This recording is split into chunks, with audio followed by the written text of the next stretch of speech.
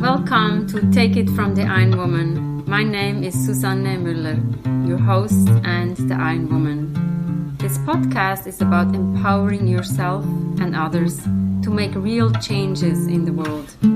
You will hear from everyday, smart, sophisticated, hip people like you and me. Not everybody has to be an Iron Woman to impress the world. Together, we will learn from the sports and business leaders how you can become a more successful person as an entrepreneur or a leader. It's one step at a time, one day at a time. Take your steps now. Take your big steps now. Join me on this journey to success. Hello and welcome. Again, we have Dr. Amy Novotny with us. And as I said before, she ran more than 40 marathons, ultra marathons, and she didn't even say she completed the Arizona Ironman. I'm in awe. How can we top this? Whoever is following Dr. Amy Novotny has a very hard time, I think. So last episode, we spoke more about your sports and everything, but I learned also that you have your own company. So because my focus is on how can you use the sports into business? So I think you're the perfect example to learn. So tell us a little bit how you started your organization and also maybe how the sport was helping you to grow the business. Sure. So I started with just a doctorate in physical therapy, and I did traditional physical therapy for about 5 years. And I was going through my running career and triathlons, and I was playing with it. And I got some of the typical aches and pains of running that a lot of people get, some of the common injuries. And I'm a physical therapist. I'm doing all these exercises, all that. And one of the things that I didn't have was the ability to calm down and to calm down my nervous system and learn how to let go. Mm-hmm. So my mindset at that time was do more, get stronger, just stretch, do more, all of that. And that's a common thing in the running community and even in the sports community. Mm-hmm. But in 2014, I started taking some courses with the Postural Restoration Institute on breathing and the asymmetries in your body. And I started learning how the diaphragm and how you breathe affects you. And so I took that information and I started applying it to myself, and I practiced different ways of breathing. Mm-hmm. I would try different things out on me, play with the pacing, play with the timing, play with how could I sense my body. Mm-hmm. And I noticed my marathon speed just kept getting faster and faster. And so I went from a 3:33 marathon to a 3:26 marathon within a couple months to a 3:19 marathon a couple months after that. And the only thing I did was change the way I breathed. I didn't change any of my other workouts. And it was revolutionary to me. I couldn't get over that I was feeling less aches and pains. I didn't have to stretch, all these things, because I was calming down my nervous system based on the way I breathed.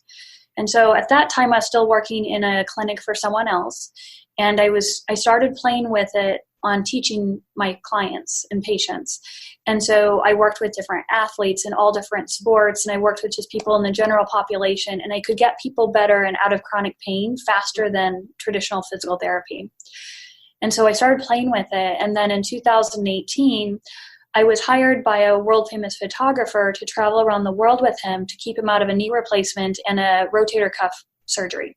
Mm-hmm. I had helped other people out of orthopedic surgeries, and he had heard about it. And so I traveled around for 6 months with him, keeping him out of pain, coaching him on how to keep himself in neutral, and then also photographing wildlife and landscapes. But when I came back at the end of 2018, I decided to start my own business and own practice to share with people how they can get themselves out of pain just by changing the way they position their body and their rib cage, mm-hmm. and changing the way they breathe. So what I found out was if I could change the way you hold your rib cage, that would change the way you breathe. And then if I cue you on how to change the way you breathe and make it very obvious, you could get the muscles in your body to release because your nervous system calms down. Once your muscles release, your bones go back into a neutral position where they have moved, and voila, your flexibility returns, endurance. And so let's say if you're running, you've developed some front of the knee pain. Well, if you blow out a certain way and strike your heel at a certain time, to activate your hamstrings in the back of your thigh, the front of the knee pain goes away. And so I played with this, and I could do this throughout my body. And so then it was a matter of teaching people. So now over the past year, my practice has just grown every month. And I'm getting on more podcasts because I want to share this message. And so I'm asking people for help to share this message. And, because I offer a lot of free resources because there's so many people that are injured when they don't need to be, or they're dealing with chronic pain when they don't need to be, or going through surgeries when they don't need to be. So. Wow. We need you. I mean, my circle of friends are all runners, and after a while, everybody has some hamstring pain, some knee pain. So I think in the show notes, we certainly have all your information, and want to hear of that. My question is how did you start the business?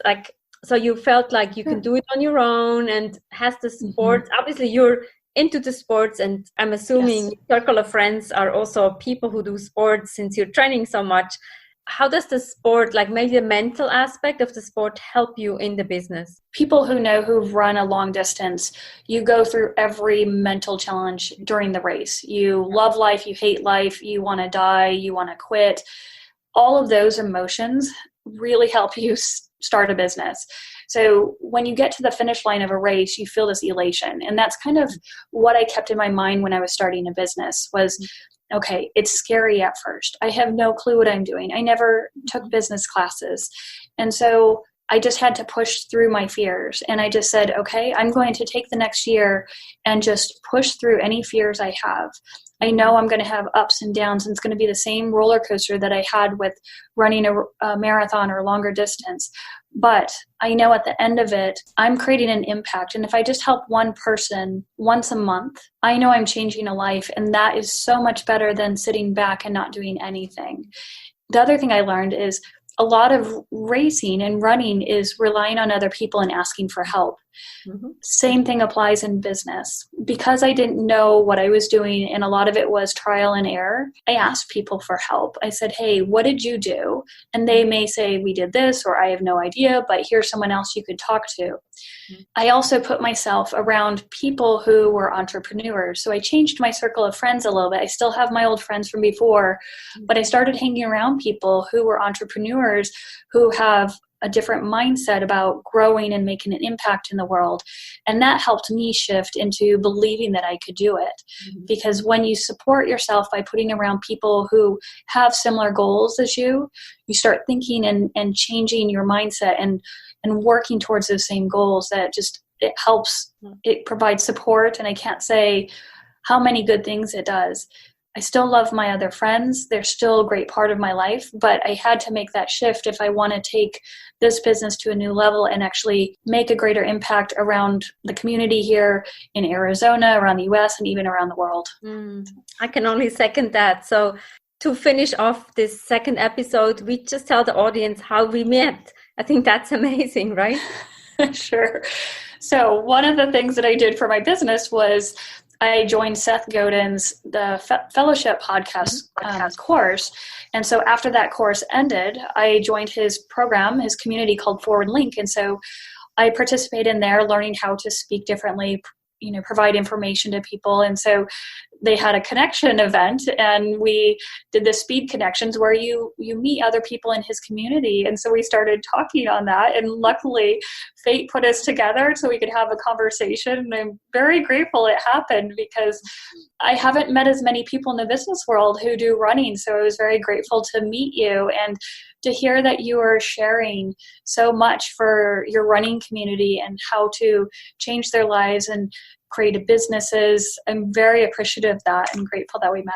Yeah, and we only had 5 minutes. All of a sudden, yes. I thought usually we were 3 people in the Zoom room, and then we were only 2, but thank God, because sometimes it's not enough to talk 5 minutes. I think on the Forward Link and the Akimbo community is an amazing, vast world to connect with people around the world. So I'm really grateful. Yes. Any inspirations for runners or solo entrepreneurs to finish off this episode from you? Sure. So one thing I keep in mind, whether it's running or business, I focus on one goal at a time. So I work really hard and keep my focus on one thing, whether it's the next mile or my next thing about trying to get on as many podcasts as possible to share and to provide free resources to people. So just keep yourself focused on one thing so that you don't spread yourself and get overwhelmed. Because if we can find ways to provide mental clarity and mental focus, you can accomplish so much more in a faster way than if you're overwhelmed by too many tasks at hand.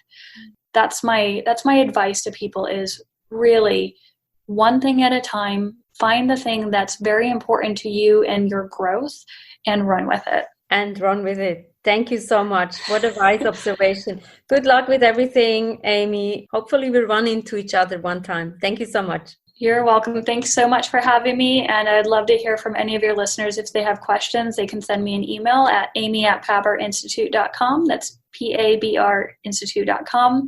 Thank you again, Suzanne. How interesting was that to talk to Amy and hear about her business venture. We wish her good luck.